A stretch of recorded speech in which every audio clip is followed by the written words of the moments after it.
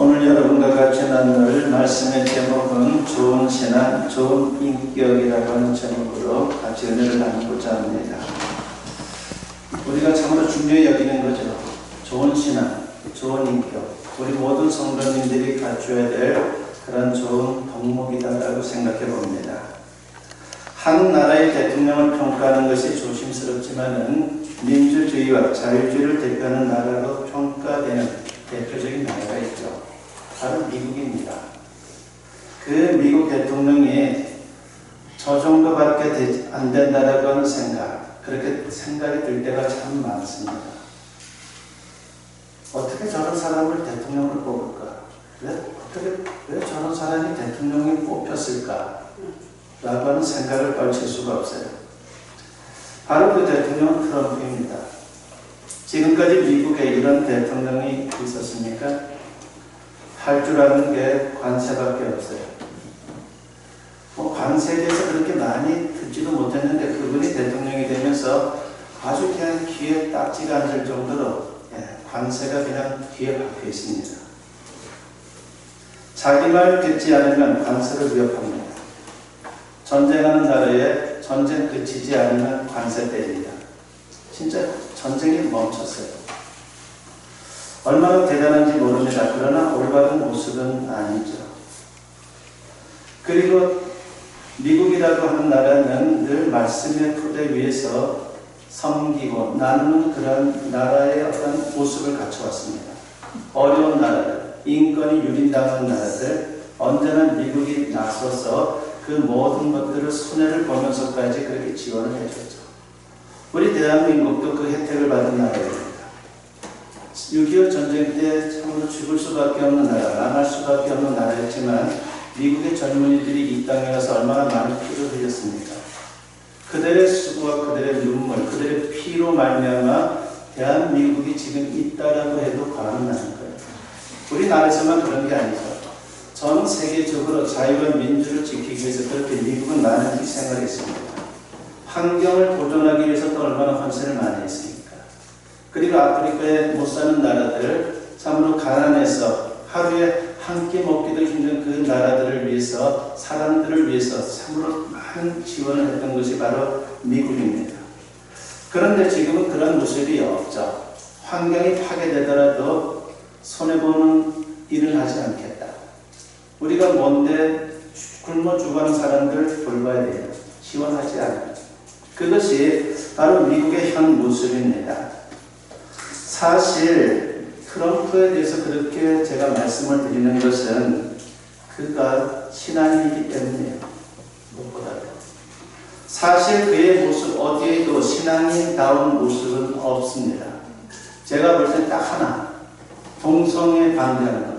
그것 외에는 하나도 없어요.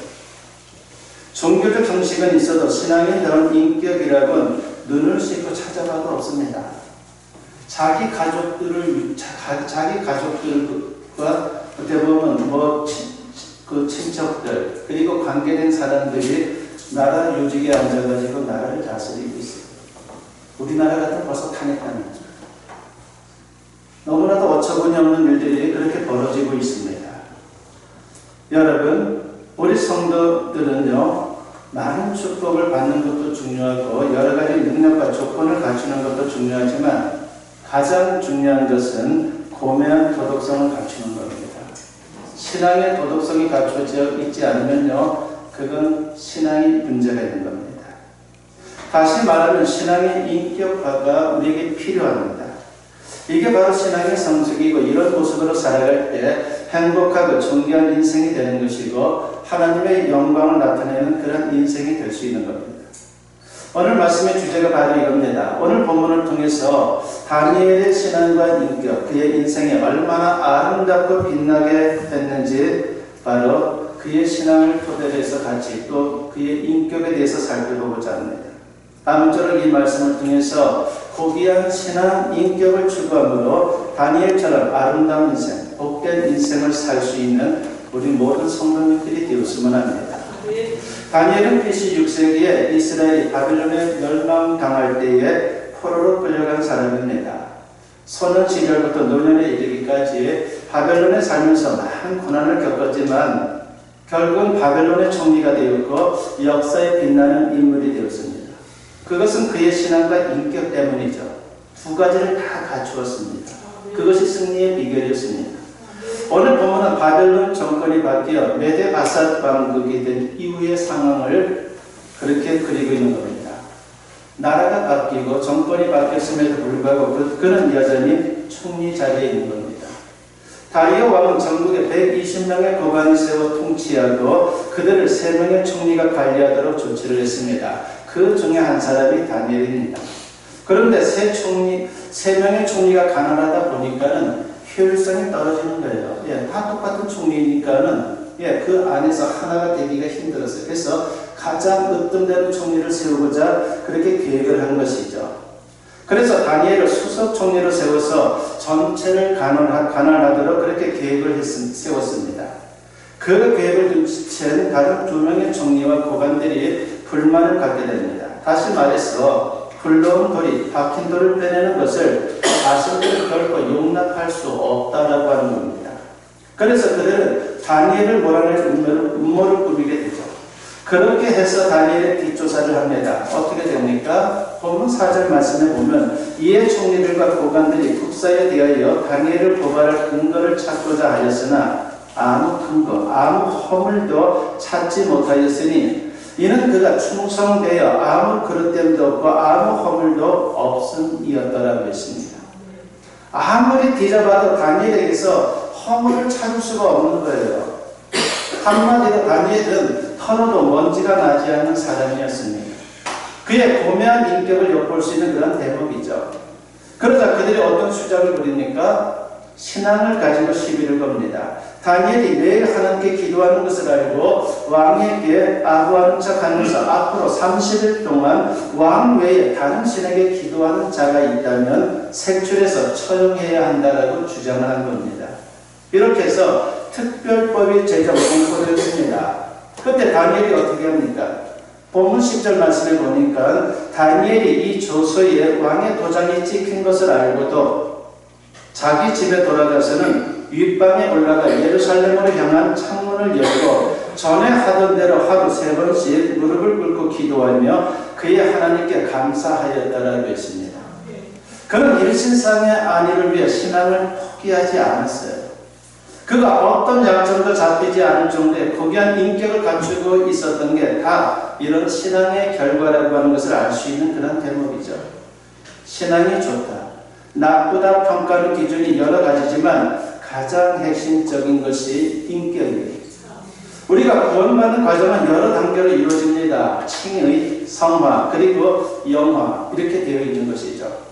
칭의는 믿음으로 의롭다 인정받는 겁니다. 그것을 사도 바울은 로마서 3장 23절과 24절에서 이렇게 말합니다. 모든 사람이 죄를 범하였으며 하나님의 영광에 이르지 못하더니 그리스도 예수 안에 있는 성령으로 말미암아 하나님의 은혜로 값없이 의롭다 하심을 얻은 자 되었느니라고 했습니다. 그러니까 하나님을 믿고 예수님의 대속을 믿으면 의인의 신분을 취득하는 겁니다. 그러면 하나님의 자녀가 되고 영생을 얻고 천국에 들어갈 수가 있습니다. 이것은 개인의 행위와 관계없이 오직 믿음으로만 가능한 거예요. 그런데 칭의를 얻는 것이 구원의 완성은 아니에요. 구원받았다고 해서 모든 게 다 이루어진 것은 아니다라고 하는 겁니다. 그래서 성화가 필요한 거예요. 칭의 다음에 성화의 단계로 올라가는 겁니다. 성화는 거룩하게 된다는 뜻으로서 칭의를 받은 사람이 추구해야 할 신앙의 중요한 과제입니다. 칭의는 비유하자면 죄의 나무가 의의 나무로 바뀌는 겁니다. 그리고 성화는 의의 나무가 된 후 의의 열매를 맺는 것입니다. 의의 열매는 곧 하나님의 형상을 닮은 인격을 뜻하는 것입니다. 그러니까 성도는 믿음으로 구원받고 그 결과로 성화된 인격을 갖추어야 합니다. 하나님께서 우리를 세상에 남겨두신 이유가 뭡니까? 여기에는 2가지 이유가 있어요. 복음 전파의 사명과 성화 때문입니다. 그러므로 세상에 사는 동안 성화를 위해서 우리가 힘써야 되는 겁니다.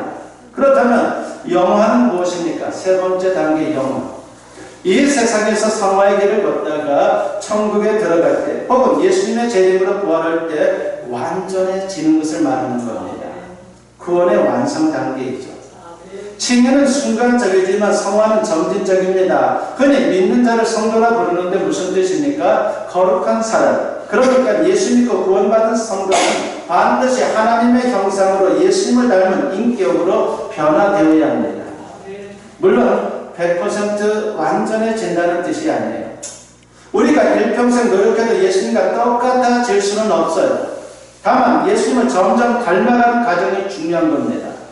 마태복음 5장 48절에 보면 그러므로 하늘에 계신 너희 아버지의 온전하심과 같이 너희도 온전하라고 주님은 말씀합니다.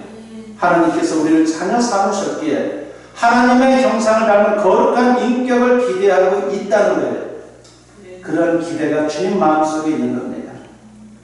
트리나폴리스의 꽃들에게 희망을 이라고 하는 동화가 있어요. 이 동화는 두 마리의 애벌레가 생의 의미를 찾아간다는 내용으로 되어 있습니다. 줄무늬 애벌레와 노란 애벌레는 애벌레로서 인생을 살고 나중에는 아름다운 나비가 됩니다. 이 이야기 가운데서 중요한 것은 이 벌레들이 처음에는 애벌레로 어두움과 더러운 곳에서 살아가는 고통의 시간을 보내지만 나중에는 나비가 되어 맑은 하늘을 날며 꽃들을 찾아다니며 희망을 주는 나비가 된다는 것입니다. 그래서 애벌레는 세상을 아름답게 하는 나비로서 새로운 존재가 되어 하늘을 날아다니며 꽃들을 수정시키고 열매를 맺게 하는 아주 중요한 삶을 산다는 이야기입니다. 우리도 마찬가지예요. 구원받은 자로서 좋은 인격을 가지고 살 때 하나님이 주신 사명을 잘 감당할 수 있는 겁니다. 다니엘이 모든 핍박과 고난에서도 승리할 수 있었던 비결은 그의 신앙 때문이며 더 나아가 그 열매인 고귀한 인격 때문이었습니다. 인격은 우리가 갖출 수 있는 능력 가운데 가장 강력한 힘입니다. 이런 말이 있죠. 예수 그리스도를 닮는 것보다 탁월한 재능은 없다. 우리가 능력 있는 인생을 살기 위해서는 예수 그리스도를 닮은 것보다 더 나은 능력 있는 것은 없다라고 말하는 겁니다. 그런데 안타깝게도 많은 성도들이 인격의 힘에 별로 관심이 없어요. 하지만 조금만 살펴봐도 인격의 힘이 인생에서 얼마나 대단한지 우리가 경험할 때가 얼마나 많습니까? 한 장관 후보자가 국회 청문회에서 한 말입니다. 공직을 예상했더라면 미리미리 신변을 깨끗하게 했을 텐데 유감입니다. 장관이 될 줄 몰랐어요. 근데 장관으로 지명을 받았어요. 청문회를 해야 되죠. 나 보니까 자기도 다 잊어버린 걸 국회의원들이 다 아는 거예요. 막 질문에 대고 막 그냥 난처하게 만드니까 얼마나 힘든지 진땀을 빼는 거죠. 그것도 이틀 동안. 죽음의 고비를 몇 번을 넘기는 겁니다. 그러면서 공직을 예상했더라면 미리미리 신변을 깨끗하게 했을 텐데 너무나도 유감스럽다라고 하는 그런 말을 하는 겁니다. 그렇습니다. 인격은 머리보다 재산보다 재능보다 학력보다 인맥보다 더 중요한 힘인 거예요. 다니엘을 보십시오. 그의 신앙과 인격이 위기에서 빛을 발하며 그의 인생을 승리케 했습니다. 그런 시련도 많았지만 그런 가운데서도 형통한 인생을 살았습니다. 본문을 보면 간신들 때문에 다니엘이 사자굴에 들어가서 목숨을 잃을 위기에 놓입니다. 절체절명의 상황이죠. 그런데 하나님께서 그를 어떻게 합니까? 굶주린 사자의 입을 틀어막아 보여주셨어요. 그뿐만이 아니죠. 다니엘서 6장 22절을 보면 왕이 걱정이 되어 다음날 새벽 사자굴로 달려가서 혹시나 해서 다니엘을 불렀는데 다니엘이 멀쩡히 살아있는 겁니다. 그러니까 왕은 얼마나 다니엘을 좋아했는지 몰라요. 너무나 좋은 사람인 걸 아는 거죠. 그래서 새벽까지 달려가는 겁니다. 그래서 보니까 죽은 줄 알았어요. 살았으면 좋겠는데 죽었을 거야 라고 하는 그런 마음을 가져갔겠죠. 근데 불러보니까 다니엘이 살아있는 겁니다. 그 후에 어떻게 됩니까? 왕이 기뻐하면서 다니엘 대신 원수를 다 갚아주죠. 다니엘서 6장 24절에 보니까 왕이 말하여 다니엘을 참수한 사람들을 끌어오게 하고 그들의 처자들과 함께 사자굴에 던져넣게 하였더니 그들이 물 바닥에 닿기도 전에 사자들이 곧 그들을 움켜서 그 뼈까지도 부서뜨렸다라고 했습니다. 다니엘은 손에 피 한 방울 묻히지 않고 원수들을 이겼습니다. 그 결과 어떻게 됩니까? 다니엘서 6장 28절에 보니까 이 다니엘이 다리오 왕의 시대와 바사사라 고레스 왕의 시대에 형통하였다라고 있습니다. 하나님을 믿고 정직한 인격을 지키면요 결국은 승리하게 되어 있어요. 그런데 세상이 하도 완악하다 보니 정직하게 살면 나만 손해다, 나만 바보다라고 하는 왜곡된 생각에 판을 치고 있는 것이 우리의 현실이죠. 다윗도 한때 그런 피해의식에 사로잡힌 적이 있었습니다. 그러나 그는 승리를 체험하고 이렇게 노래를 합니다. 시편 37편 1절과 2절에 보니까 악을 행하는 자들 때문에 불평하지 말며 불의를 행하는 자들을 시기하지 말지어다. 그들은 풀과 같이 속히 배임을 당할 것이며 푸른 채소같이 쇠잔할 것이미로다 라고 했습니다. 그러므로 진정으로 형통한 삶을 원한다면 하나님의 형상을 닮은 인격으로 성숙해져야 하는 것입니다. 성도의 고귀한 인격은 개인적인 형통을 위해서도 중요하지만 하나님의 영광을 나타내고 예수님을 증거하는 측면에서도 너무나도 중요한 거예요. 그런 면에서 우리는 증인의 삶을 위해 하나님을 닮은 인격을 추구해야 되는 거예요. 말로만 예수 믿으라고 하지 마세요. 어떨 땐 그 소리를 싫어해요, 세상은. 예수 믿는 사람답게 살라고 그들은 말합니다. 감동을 주라는 것이에요. 그것이 우리에게 너무나도 소중한 것이죠. 다니엘이 고귀한 인격으로 어떻게 증인의 삶을 살았는지 오늘 본문을 보면 곳곳에 드러납니다. 사자굴에서 살아나자 왕은 적극적으로 다니엘을 칭송하죠. 아예 조서를 내려 백성들에게 하나님을 증거합니다. 그 사람이 하나님을 믿는 사람이 아닌데도 하나님을 증거하는 거예요. 다니엘서 6장 26절에 보면 내가 이제 조서를 내리노라. 내 나라 가나안 안에 있는 사람들은 다 다니엘이 하나님 앞에서 떨며 두려워할지니 그는 살아계시는 하나님이시요 영원히 변하지 않으실 이시며 그의 나라는 멸망하지 아니할 것이요 그의 권세는 무궁할 것이며 라고 했습니다. 그렇습니다. 성도들이 인격의 한계를 풍기면 거기에 반드시 증거의 역사가 나타나게 되어 있는 겁니다. 고린도후서 2장 15절에서 사도 바울이 말하죠. 우리는 구원받는 자들에게나 망하는 자들에게나 하나님 앞에서 그리스도의 향기니라고 했습니다. 꽃의 향기가 있으면 벌과 나비가 몰려들듯이 성도들에게 인격의 향기가 있으면 많은 사람들이 주님께로 돌아오는 역사를 만들어갈 수 있는 겁니다. 그런 면에서 우리는 선갈기 같은 존재가 되어야 합니다. 살아서도 죽어서도 향기를 내는 존재 말입니다. 사도행전 9장 36절에 바로 그런 사람이 등장하죠.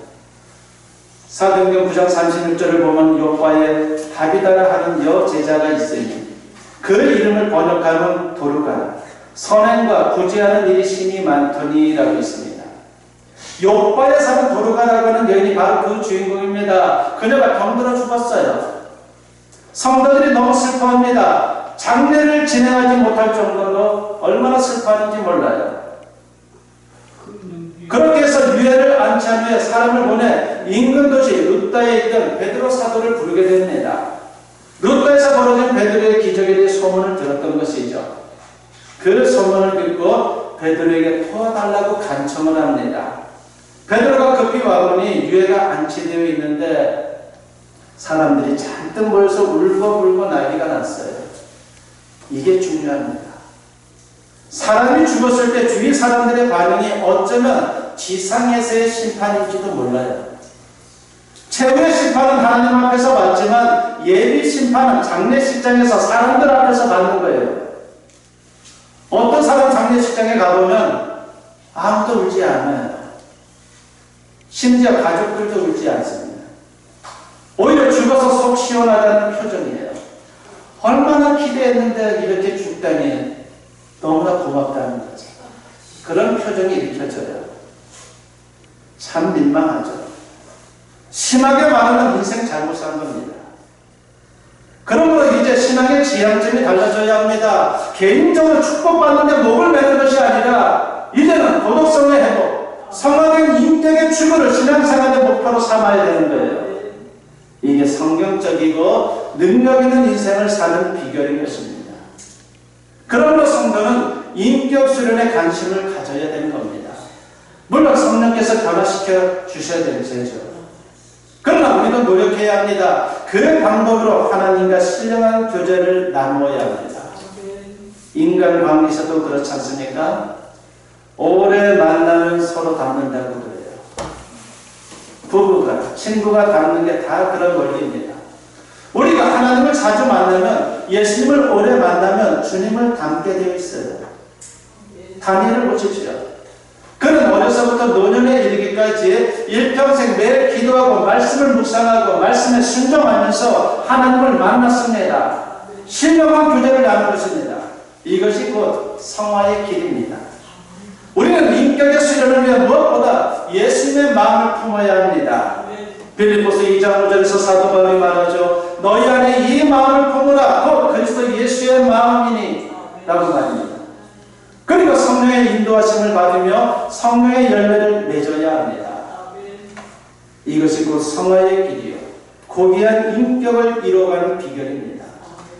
갈라디아서 5장 22절부터 24절을 보면 오직 성령의 열매는 사랑과 희락과 화평과 오래 참음과 자비와 양성과 충성과 온유와 절제니 이 같은 것을 금지할 법이 없느니라. 그리스도 예수의 사람들은 육체와 함께 그 정욕과 탐심을 십자가에 못 박았느니라고 했습니다.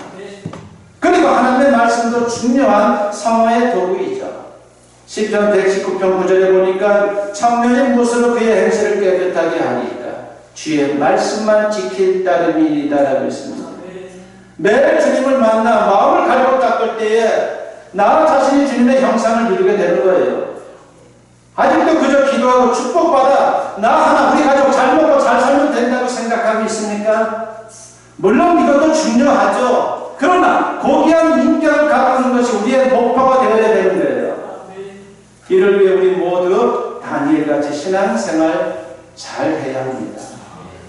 그래서 인격의 힘으로 승리하는 인생, 고난이 닥쳐도 극복하고 형통한 인생이 되는 우리 모든 성도님들이 되었으면 합니다.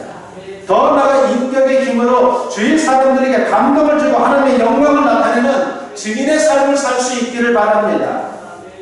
다니엘은 참으로 신비로운 인물이죠. 이런 인물이 있을까? 라고 하는 생각이 들 정도예요. 느부갓네살 왕께 바벨론으로 포로로 끌려가서 2인자 자리까지 올랐어요. 그리고 느부갓네살 왕이 죽고 왕이 바뀌어 벨사살 왕이 다스릴 때 또 다시 3인자 자리까지 올랐습니다. 더 놀라운 것은 바벨론이 망한 뒤에 잠시 메데라고 하는 나라를 거쳐 바산, 즉 페르시아라고 하는 지금의 이란이죠. 그 페르시아라고 하는 나라가 패권을 장악했는데 이때도 왕의 총애를 받고 최고위직에 올라갑니다. 포로로 끌려간 나라에서 2인자 자리였고 왕이 바뀌었는데도 또 고위직에 등용되고 심지어 나라가 바뀌었는데도 최고위직에 발탁이 되었습니다. 기간 늘어도 수십 년 동안 출세 가도를 달렸습니다. 어떻게 이럴 수 있단 말입니까? 더 이해하기 힘든 일은 지금도 이란에서는 다니엘을 선지자로 추앙하고 있다는 거예요. 바사의 수산성이 있던 이란의 슈시라고 하는 도시가 있어요. 이 슈시라고 하는 도시에 다니엘의 묘가 있어요. 그걸 영묘라고 그렇게 표현하지 않죠. 거룩한 묘소. 이슬람 교도들인 이란 사람들이 영묘를 조성해 놓고 정성을 다해 참배를 합니다. 게다가 중앙아시아 우즈베키스탄의 사마르칸트라고 하는 도시에도 다니엘의 영묘가 있어요. 다니엘의 시신 일부를 가져다가 영묘를 만들고 정성을 다해 참배를 하는 겁니다. 다니엘은 우리가 알고 있듯이 유대인이에요. 어떻게 유대인과 앙숙인 이슬람 사람들이 자기 조상도 아닌 사람의 영묘를 이토록 지극정성으로 받드는 것입니다. 다니엘은 이슬람교가 시작되기 수백 년 전 사람입니다. 그런데 왜 저들은 다니엘을 자기들의 선지자로 숭배하는 겁니까? 분명한 것은 하나님께서 그를 높이셨다는 거죠. 하나님께서 마음을 다해 하나님을 사랑하고 섬기던 사람 다니엘을 높이신 것입니다. 비록 포로로 끌려왔어도 왕들의 총애를 받아 높은 자리에 올랐고 높은 자리에 올라 하나님께서 주신 지혜로 정치를 잘해서 그 땅 사람들에게 추앙을 받았고 그가 남긴 영향력 때문에 비록 종교가 달라도 자손 대대로 존경을 받는 그런 인물이 된 겁니다. 베드로전서 5장 6절에서 사도 베드로는 이런 말씀을 하죠. 그러므로 하나님의 능하신 선 아래에서 겸손하라. 때가 되면 너희를 높이시리라고 했습니다. 겸손한 인생, 좋은 인격을 갖춘 사람만이 그런 인생을 사는 거죠. 우리가 좋은 인격을 갖추고 세상을 살 때에 높임받는 인생이 될 수 있다고 주님은 약속하고 있는 겁니다. 저는 여러분도 다니엘처럼 좋은 신앙, 좋은 인격으로 존경받는 하나님의 사람들이 되었으면 합니다. 욕먹는 신앙인이 되어서는 안 돼요. 욕먹는 신앙인이 되려면요, 신앙을 버리세요. 그것이 오히려 더 하나님의 영광을 위해서 나온 것입니다.